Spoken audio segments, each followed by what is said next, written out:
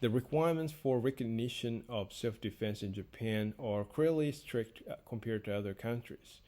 In short, even if you counterattack against opponents who launch an unprovoked attack on you has obviously validity.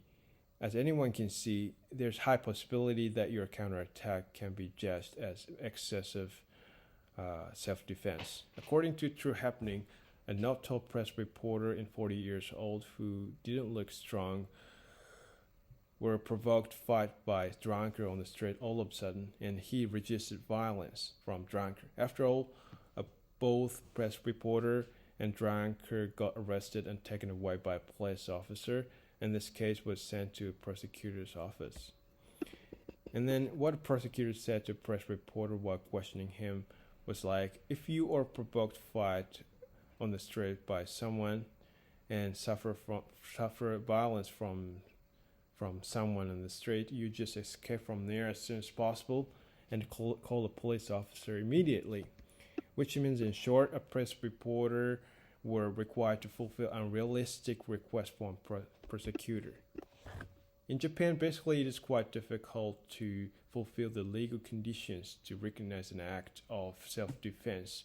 For example, if you swing wooden sword around to beat off robber sneaking into your house, if you hurt a robber in your house, your act is recognized as excessive self-defense. I'm not really sure about the individual cases in Japan, but there is one case that self-defense is recognized, was approved, and the case which is still fresh in my mind is that a high school girl was attacked by a man walking by all of a sudden on the street on her way back home, and she promptly took a knife away from his jacket when she was attacked, and she stabbed a knife in his left thigh, and he was dead because of massive bleeding at a hospital.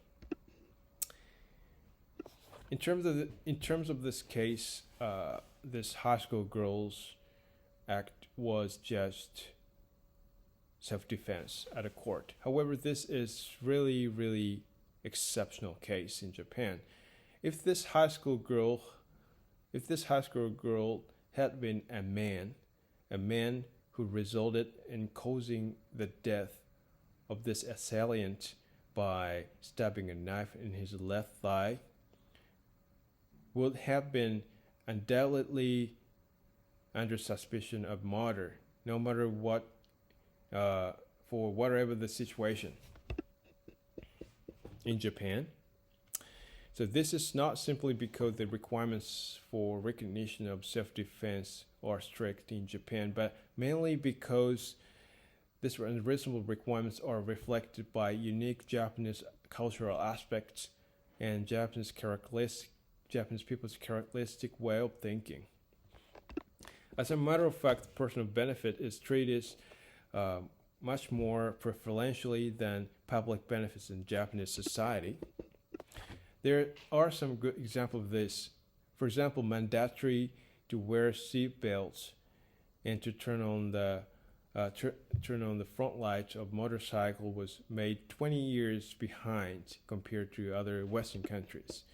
And mandatory to set residential fire alarm was at least 10 years behind compared to other Western countries. The power of possession of land is still quite strong, and land expropriation is still extremely complicated, and city planning is not really functioned in Japan. And no fire axes are set to any buildings in Japan. In contrast to the U.S., fire axes are set to any buildings in addition to fire hose. This is a tool for the purpose of making an escape route by breaking windows and doors, and in some cases distract buildings to extinguish a fire. In case of Japan, we have a strong consensus that no matter what kind of situation we are in, breaking someone's positions are not really allowable. Even if you do such a thing with your conscience, you are at the risk of claiming damages in Japan. In terms of wearing seat belts and turning on the front light of a motorcycle, Japanese people have strong feeling that we can't enforce the behaviors that inhibit people's free will, and these traffic rules had not been introduced until the Japanese government got endorsement from other Western countries. Like these traffic rules were meaningful to avoid and reduce traffic accidents. Moreover, Japan prohibits external war by the constitution and even has no contingency legislation, and we have no social consensus to the situation where personal life and property are threatened, and we also have no legal consensus to the balance between the case of protecting civil liberties and the case of protecting public benefits, including maintenance of public peace and avoidance of crime. So behavioral guidelines, which is clearly mentioned in the law, tend to be ground of the judgment in Japan. Self-defense, which is really difficult to judge by the text of the law, is substantially not approved in Japan.